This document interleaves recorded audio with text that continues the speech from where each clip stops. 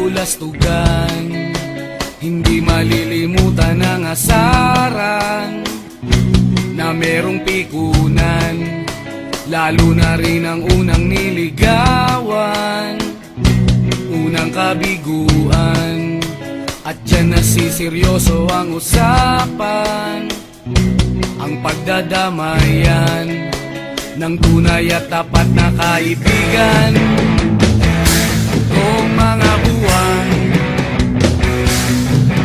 kaibigan namang maaasahan. Oh, di na tayo pabata, edad may di